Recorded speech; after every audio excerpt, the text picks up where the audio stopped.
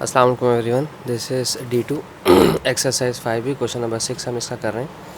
कहते हैं the perimeter of a rectangular camp site is 64 metre.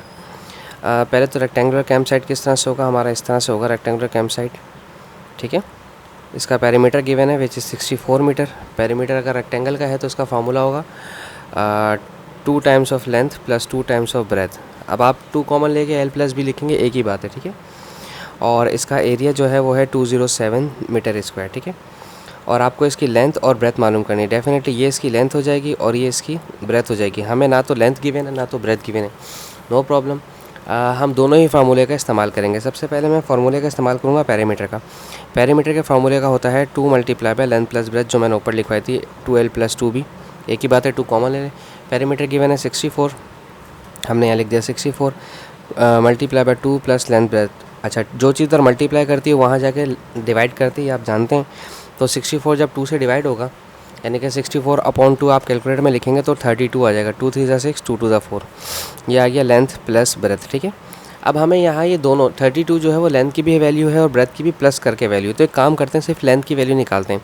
देखें, ब्रेथ के साथ यहाँ पे प्लस का साइन है, इसे ट्रांसपोज करेंगे, वहाँ जाएगा तो ये माइनस के साथ लिखा जाएगा। ठीक है, 32 उधर ऑलरेडी अवेलेबल है। ठीक है, ये 32 के बाद लिखा जाएगा। बी प्लस का है तो ये वहाँ जाकर माइनस का इस तरह से लिखा जाएगा।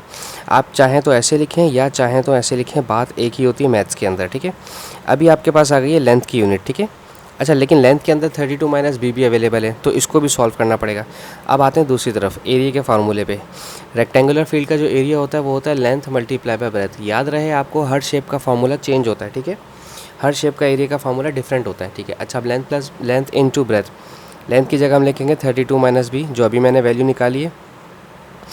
और चूँकि ब्रेथ नहीं पता तो ब्रेथ की जगह आप मल्टीप्लाई बाय ब्रेथ ऐसे ही लिखे रहना है। ठीक है, और एरिया इसका गिवन है विच इज़ 207। अच्छा, अभी आप इसे ओपन कर दें। ठीक है, ये 32 भी इस मल्टीप्लाई होगा बी से, और ये बी भी मल्टीप्लाई होगा। 32 जब बी से मल्टीप्लाई होगा तो कोई फ़र्क नहीं पड़ेगा, ये 32 बी रहेगा माइनस, और ये प्लस माइनस। बी और बी जब दोनों मल्टीप्लाई होंगे तो इनकी पावर्स ऐड हो जाती हैं, बी स्क्वायर हो जाएगा। ठीक है, और यहाँ है 207। ठीक है, आप ये सारी वैल्यूज़ वहाँ ले जाएं। ठीक है, यानी कि बी स्क्वायर नेगेटिव का है तो यहाँ आएगा तो पॉजिटिव हो जाएगा। अब इसके साथ शुरू में प्लस लिखने की ज़रूरत नहीं है।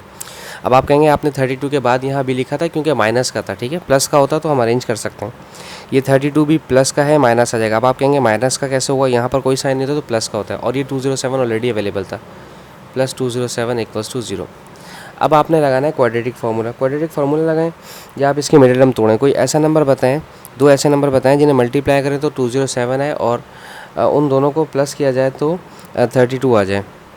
तो मैं कैलकुलेटर में आपको बताता हूँ करके। ठीक है, कैलकुलेटर से ज़्यादा आसानी से हो जाता है। क्या है 207। पहले इसको 2 से डिवाइड करें, आंसर फ्रैक्शन में आ रहा है, छोड़ दें।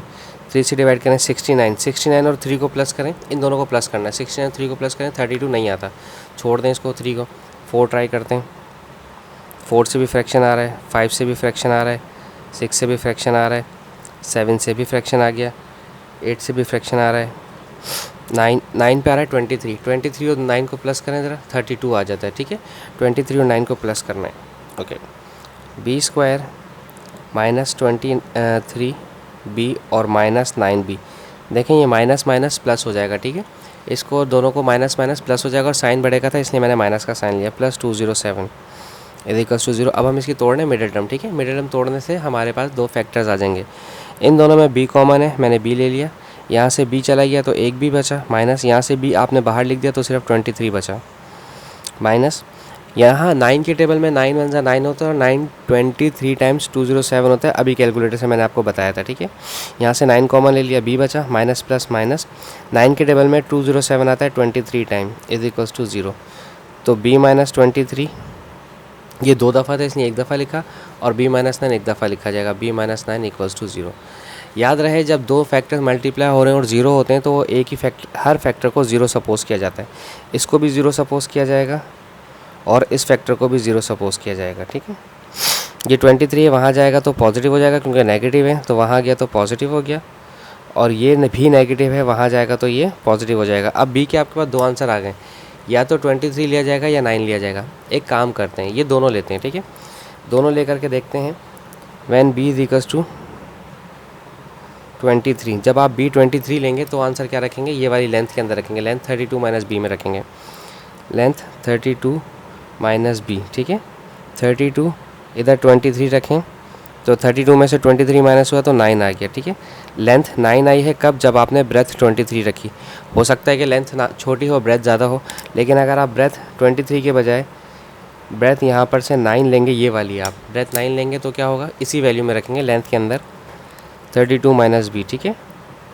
32 माइनस 9 रखेंगे तो 23 आ गया, ठीक है। तो लेंथ 23 आ गया कब, जब आपने ब्रेथ 9 रखा।